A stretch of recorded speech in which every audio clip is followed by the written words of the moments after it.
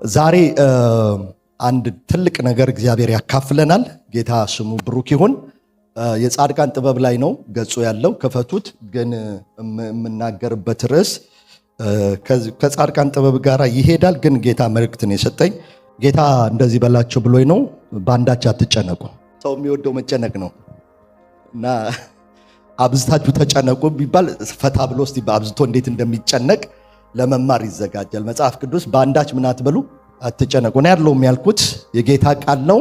በአንዳች ምን አትበሉ አትጨነቁ። ጭንቀትን፣ ፍርሃትን፣ ግራ መጋባትን፣ ስትረስን፣ አንዛይቲን፣ ፊር የምናራግፍበትና የምናሸንፍበት ጥበብ ነው። ዛሬ ጭንቀት ይራገፋል። ግድ የለም አምነህ አሜን በላይ ይራገፋል። የሚያስጨንቅ ነው። እንዴት ነው ማልጨነቀው? መጽሐፍ ቅዱስ አታስቡ አላለም።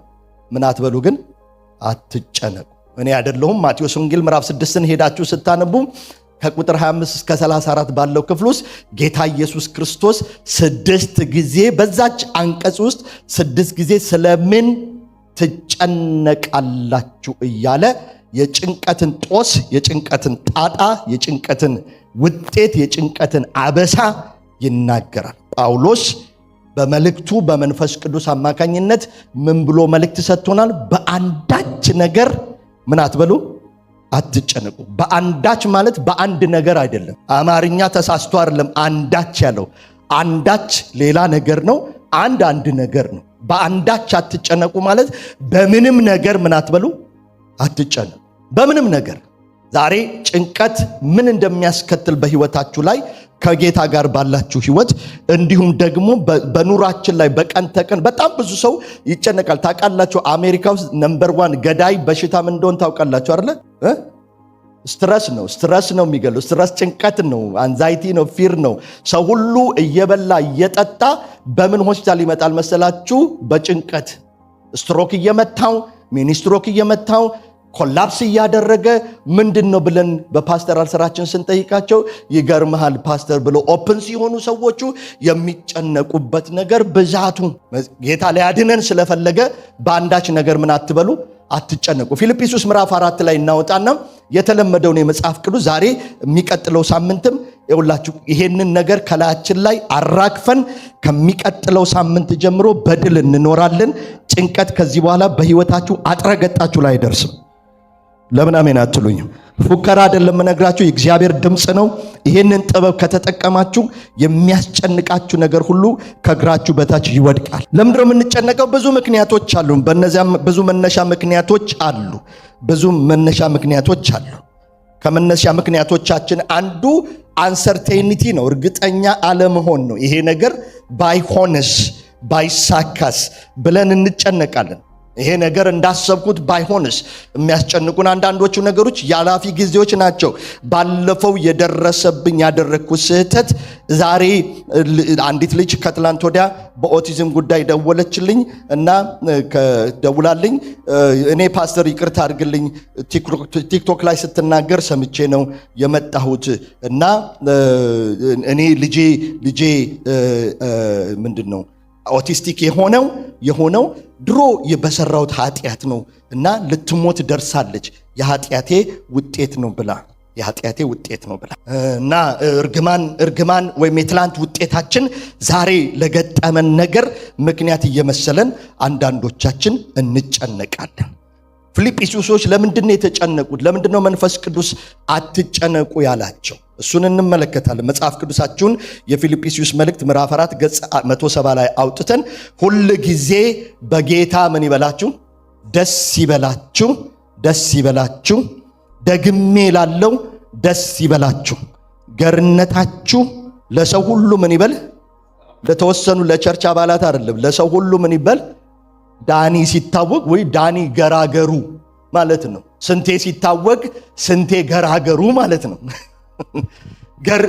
የስንቴ ገርቲ የቡርቴ ስትታወቅ ያችን ጉኖ ነው የምትባለው ሳይሆን ገርነታችሁ ለስንት ሁሉ ይታወቅ። ለሰው ሁሉ በአፓርትመንት ኮምፕሌክስ ገርነታችሁ ይታወቅ። መስሪያ ቤት ገርነታችሁ ይታወቅ። አብራችኋቸው በምትኖሩ ሰዎች መካከል ገርነታችሁ ይታወቅ። በሚጠሏችሁ መካከል ገርነታችሁ ይታወቅ።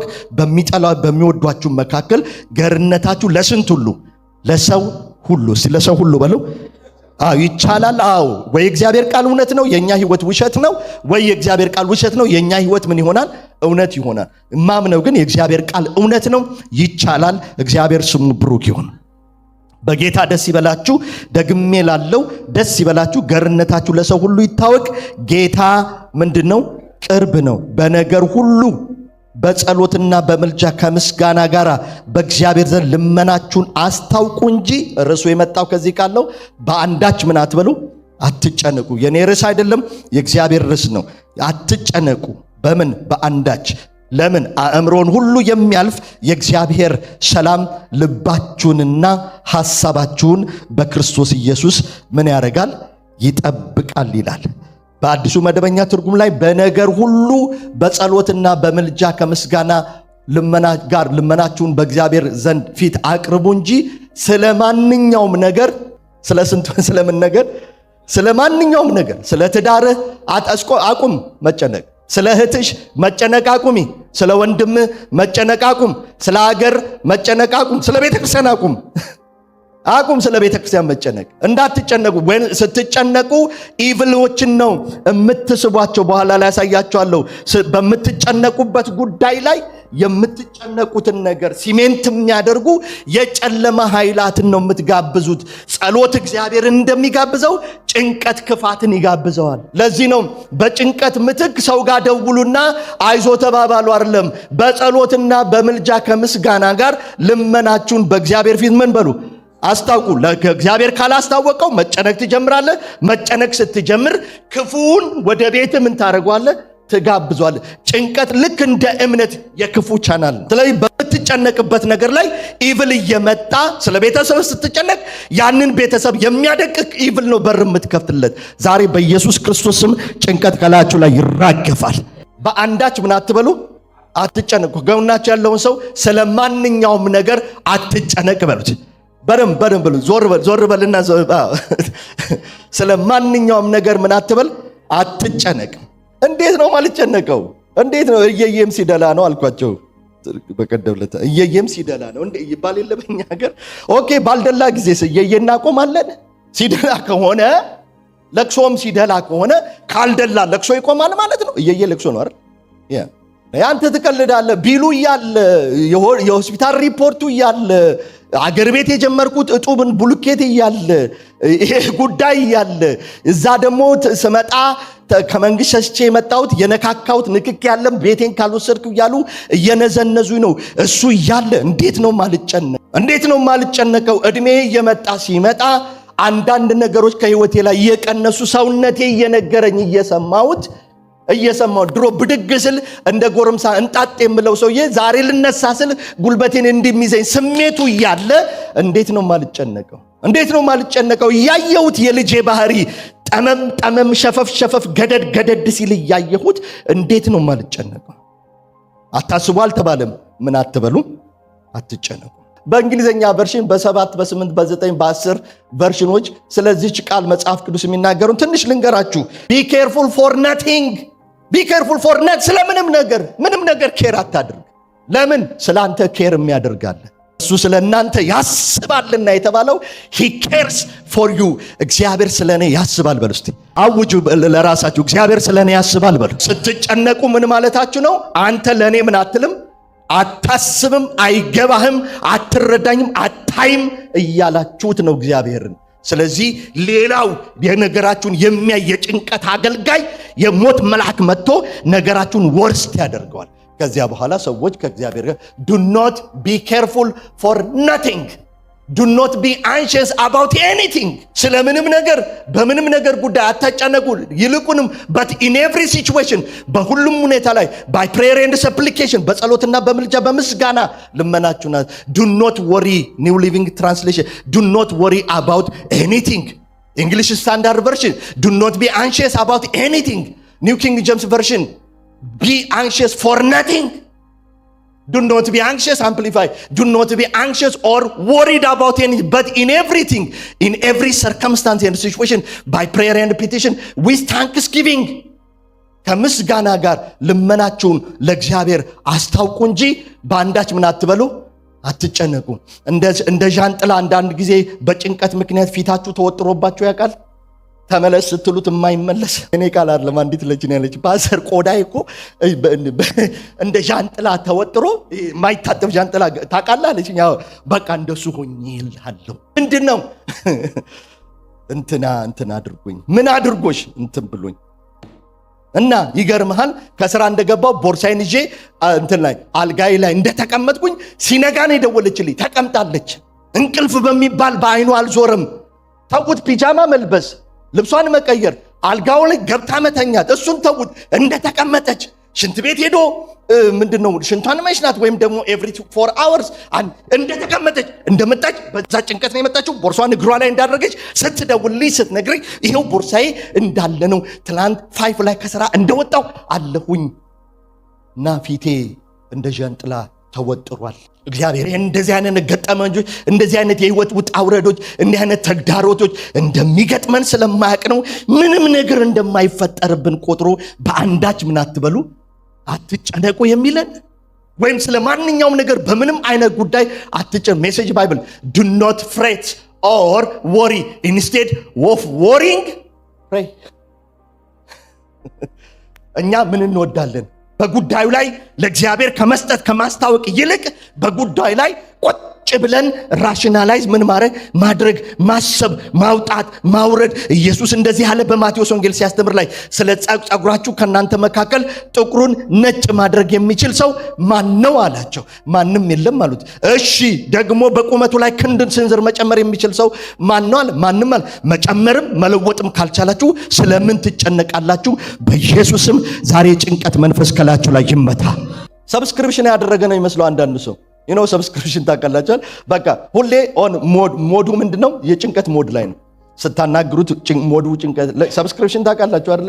ልክ ቴሌቪዥን እንደምትከፍሉት ስልክ ቴሌ ምንድነው ኢንተርኔት እንደምንከፍለው በየወሩ አንዳንድ ሰው ሰብስክራይብ ያደረገ ነው የሚመስለው እድሜ ልኩን። የሚቀጥለውን ስላይድ አድርጉልኝ። መጨነቅ የሚያስከትለውን የጤና ችግሮች ቶሎ ብዬ ልንገራችሁና አንዳንድ ሰው ስለ ኮሌስትሮል ጸልይልኝ ይላል። መጸለይ ያለብህ ስለ ኮሌስትሮል አይደለም፣ የሚጸለይልህ ስለ ጭንቀት ነው። ለምን? ጭንቀት ዋና ስራው ካርዲዮቫስኩላርህን ማበላሸት ነው። ካርዲዮቫስኩላር ማለት ምን ማለት ነው? ልባችን ውስጥ ያሉት ልብ ደም ቅዳና ደም መልስ የሚባሉትን ቲሾዎቹን ታውቃላችሁ አይደል? እነሱን በጥስጥስ የሚያደርጋቸው እነሱን ብሬናችሁ ውስጥ ደም እንዲመነጭ የሚያደርገው 18 ዊል ያለው ትራክ ገይቷችሁ አይደለም። ጭንቀት ከትራክ በላይ ደም ስርህን ይበጣጥሰዋል። አምስቱን ነው ቶሎ ብዬ የምነግራችሁ። ሜጀር የሰው ልጆች የጤና ችግር በምን የሚመጡ ከመኪና ጋር ተጋይተ ከህንፃ ላይ ወድቀሃል በመጨነቅ ብቻ የሚመጣብህን ነገር ነው የምነግርህ። ካርዲዮቫስኩላርህ ላይ የብዙ ሰዎች አንጎላቸው ውስጥ ደም የሚፈሰው፣ ልባቸው ላይ እጃቸው ዊክ የሚሆነው፣ ስብዕናቸው የሚቆሽሽባቸው ዊክ የሚሆኑት እመጣበታለሁ አውቶ ኢሚዩን ሲስተም ላይ። ሁለተኛ ኮሌስትሮል ነው። ስፖርት ብትሰራ ሰላጣ ብትበላ። አንዲት ልጅ እንደዚሁ ለካውንስሊንግ ደወለችልኝ እና ኮሌስትሮል አለብኝ ፓስተር ምንድነው ችግሩ አለችኝ። ምንድነው ችግሩ? እኔ ችግሩን አውቃለሁ። ትጨነቂያለሽ? እሱማ በደንብ ነው ሰብስክራይብ ያደረኩት ነው ይመስለኝ ነው ያለች። በደንብ ነው የምትጨነቅበት ABCDEFG አለ። ቬጂቴሪያን ናች። ሰው አንተ አትክልት እየበላ ስፖርት እየሰራ ኮሌስትሮል እንዴት ነው ቢውልድ የምታደርገው? ጄኔቲክ የሆኑ ሰዎች እንዳሉ አውቃለሁ። ውሃን ቢጠጡ ኮሌስትሮል የሚይዛቸው ሰዎች እንዳሉ አውቃለሁ። ግን ይሄ በጣም ማይነር ኬዝ ነው ወይም ሪል ነው፣ በጣም ትንሽ ቁጥር ነው። ብዙ ሰው ግን በኮሌስትሮል የሚጨነቀው የሚያዘው በምንድን ነው? ከምን የመጣ ነው? ከጭንቀት የመጣ ነው። ለኮሌስትሮል እንዲጸለይላችሁ አትፈልጉ። እስቲ የጌታ ሰው እጅን ጫንና ኮሌስትሮል አለብሽ ብለውኛል ስበርልኝ። አይሰበርም። የሚሰበረው ምንጩን ስታደርገው ውጤቱ ይቀራል። the cause is fear anxiety ነው። አራተኛ አውቶ ኢሚዩን ዲዚዝ ነው። አውቶ ኢሚዩን ማለት ምን ማለት ነው? ራስ በሽታ የሚከላከለው የሰውነት ክፍል ምን እየሆነ ይመጣል? ዊክ እየሆነ ይመጣና ሎተስ ምናምን የሚባሉ ብዙ በሽታዎች አሉ። እነሱ በሽታዎች ዝም ብለው ጨጓራህን ደም ያመነጩታል። ዝም ብለው ህመም ይሰማሃል። ጠዋትም ስትነሳ ያመሃል፣ ስትራመድም ያመሃል፣ ስትተኛም ያመሃል። አታውቁትም፣ ግን ሁል ጊዜ ውስጣችሁ ምን አለ? ህመም አለ። በኢየሱስም ይሄ መርዝ ዛሬ ይነቀላል። ምንጩ ምንድነው? ለዚህ ነው እግዚአብሔር ጤናህን ሊያስተካክልልህ ሲፈልግ በአንዳች ምን አትበል፣ አትጨነቅ። አያገባህም። አስብ ግን አትጨነቅ። አስብ፣ ክሪቲካሊ ቲንክ አድርግ፣ አትጨነቅ። ብሎ እዚህ ጋር እንደ ሰውየው ማለት ነው ሁሉ ቦታ ሲሄድ ይሸተኛል እንደሚለው ሰውዬ ማለት ተዚህ ላችኋል አይደል? ገመድ ማን ነው ትንሽ ፂማም ነገር ነው እና ወተት እየጠጣ ለካ በትክክሉ ሳይታጠብ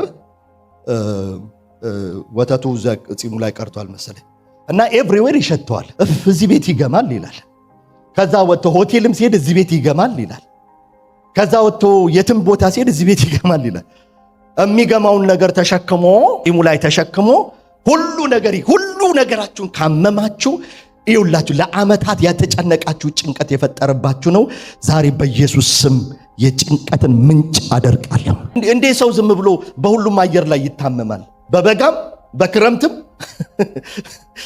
ግልጽ ነው። አሳይ በእንጥሩልኝ 4 ሲዝኖች ናቸው። እንዴት በሁሉም ሲዝን እንዴት ትታመሚያለሽ? አየሽ፣ አንቺ ማታቂው አልጋ ላይ ቁጭ ብለሽ የምትብሰለሰይበት ነገር አካልሽን ከኤችአይቪ በላይ ዊክ አድርጎታል።